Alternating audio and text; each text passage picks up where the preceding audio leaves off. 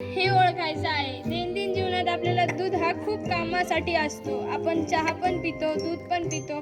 तर आपल्याला माहिती आहे का दुधामध्ये पाणी मिसळलेलं आहे की नाही? तर त्यासाठीच आपल्याला हा प्रयोग करायचा आहे. दुधातील पाणी ओळखण्यासाठी लागणारा साहित्य: ग्लास, दूध, स्लाइड. कृती: एक ग्लास घ्या, एक स्लाइड घ्या, स्लाइड.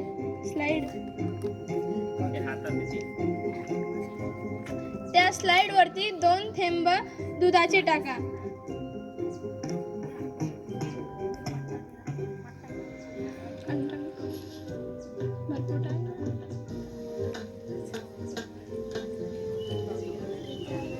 त्या स्लाइडला थोडं क्रॉस करा. असं कर ना तू खाली.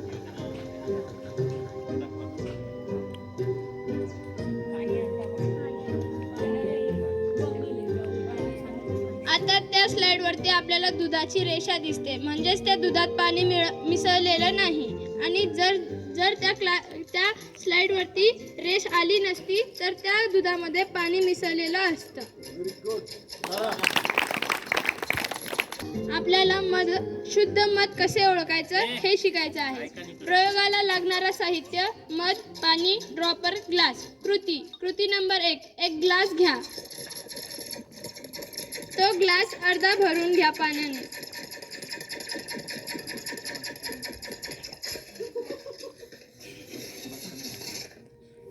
त्या ग्लासात ड्रॉपरच्या मदतीने किंवा चम्मचच्या मदतीने 2 ते 3 थेंब मधाचे टाका.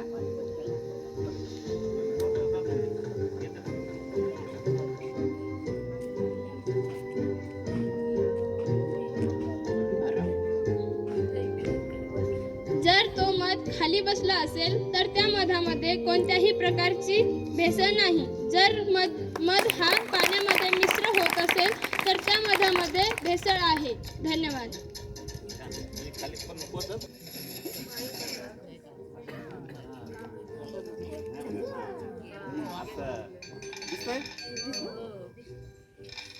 काय झाला आता? मध कुठे गेला? याचा अर्थ म्हणजे काय? मध काय? शुद्ध आहे.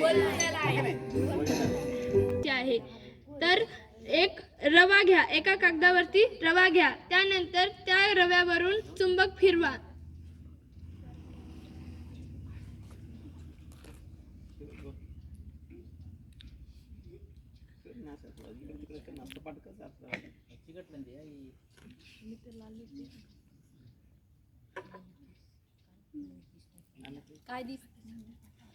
जर त्या चुंबकावरती रव्याचे कण लागले असेल तर तो लोह किस आहे, नाहीतर रवा. रव्यामध्ये लोह किस मिसळला जातो.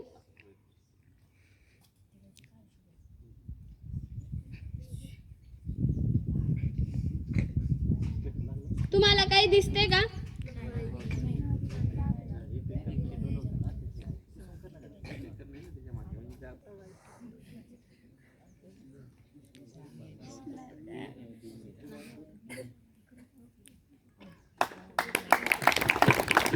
नंबर 4: आपल्याला मिरचीमध्ये भेसळ कशी ओळखायची आहे हा प्रयोग करायचा आहे.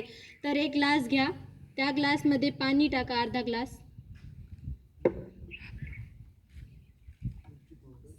आणि त्यानंतर मिरची पावडर टाका त्याच्यात.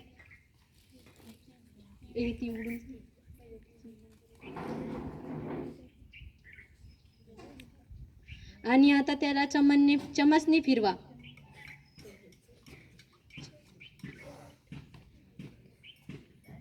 आणि 5 मिनिट त्याला असंच ठेवा. एक ग्लास घ्या, त्याच्यात पाणी टाका, अर्धा ग्लास. आणि ही बाजारातून आणलेली मिरची आहे, तर त्याला 1 चम्मच घ्या आणि त्याला फिरवा. टाक ना मिरची थोडी.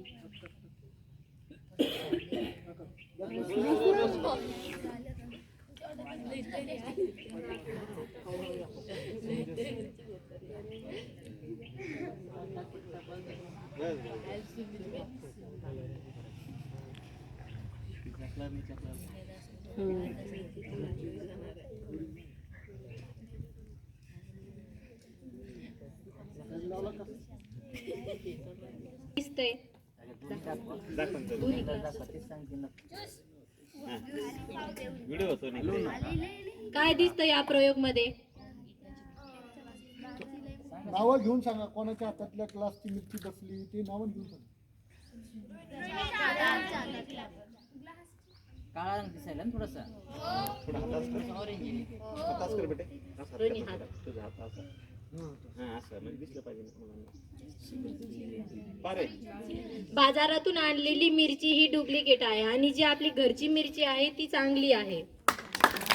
धन्यवाद. झालं सगळं? आपलं एकच प्रयोग राहिला.